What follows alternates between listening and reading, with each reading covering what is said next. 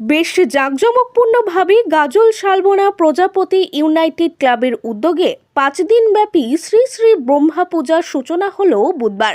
এদিন রাতে এই সূচনা অনুষ্ঠানে উপস্থিত ছিলেন ক্লাবের সভাপতি দিলীপ বৈরাগী, সহসভাপতি গৌতম মণ্ডল, কোষাধ্যক্ষ তন্ময় মণ্ডল, গাজলের তৃণমূল কংগ্রেসের প্রার্থী তথা মালদা জেলা তৃণমূল কংগ্রেসের যুব সভাপতি প্রসেনজিৎ দাস।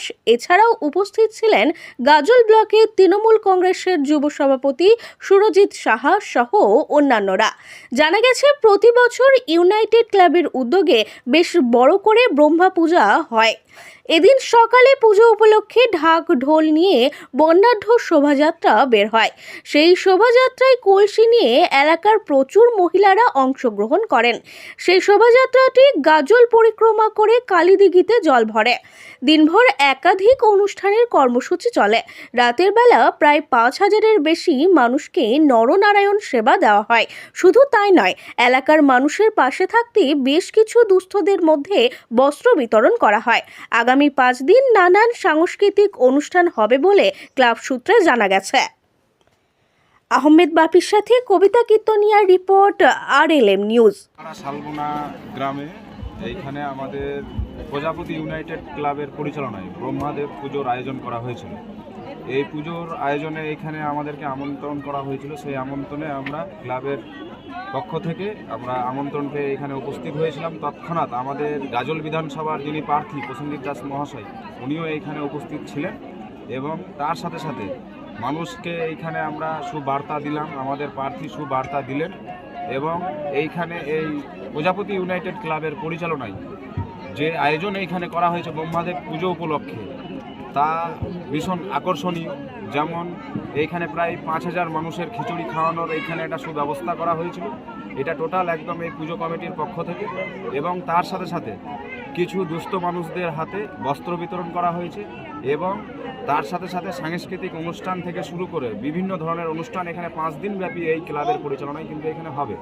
তাতে এইখানকার গোটা গ্রামের মানুষ এইখানে খুব উৎসাহিত এবং তারা সকলে মিলে ঐক্যবদ্ধভাবে এই পুজো উপভোগ করছে, এই অনুষ্ঠানগুলি উপভোগ করছে এবং পরিচালনা কমিটিকে আমরা ধন্যবাদ জানিয়েছি। এত সুন্দর একটা উদ্যোগে ওনারা এখানে গ্রহণ করেছে। আমরাও আমাদের তরফ থেকে জানালাম, আমরা এই প্রজাপতি ইউনাইটেড ক্লাবের পাশে সর্বদা সবসময় আছি। এই ক্লাবের সুবৃদ্ধি আমরা চাইছি, ভগবানের কাছে প্রার্থনা করছি। এই যে বস্ত্র বিতরণ, কতজন দুস্থদের হাতে বস্ত্র বিতরণ করা হলো? এই ক্লাবের পক্ষ থেকে 200 বস্ত্র বিতরণ করা হবে। দেবের পুজো অনুষ্ঠিত হচ্ছে প্রজাপতি ইউনাইটেড ক্লাব।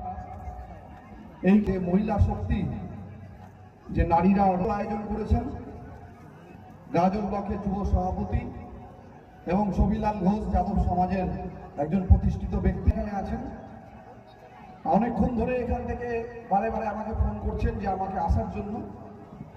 আমি নিজে অত্যন্ত দেবতার প্রতি ভরসা রাখি, বিশ্বাস রাখি, সবসময় ঈশ্বরের আশীর্বাদে নিয়ে অনেক দূর চলেছি। তা আমি ওনাদের কথা দিয়েছিলাম আমি আসছি একটু পরে, বিভিন্ন জায়গায় আমি আমাদের চলে যাচ্ছে। তো যাচ্ছেন, আমি বেশি কথা বলবো না। আমি আমার দেবতার কাছে আমি প্রার্থনা করব আপনাদের সকলের মঙ্গল হোক, আপনাদের সকলের প্রতি ঈশ্বরের আশীর্বাদ বর্ষিত হোক, আপনারা সবাই ভালো থাকুন।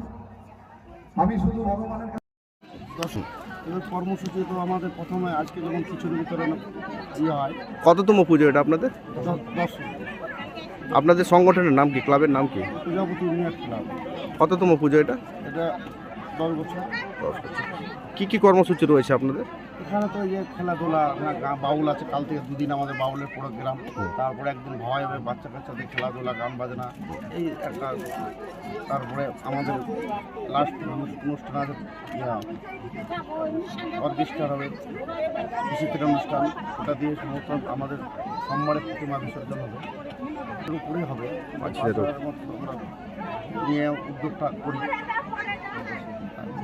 বাদে 200 লোকের বস্ত্র বিতরণ করা হলো।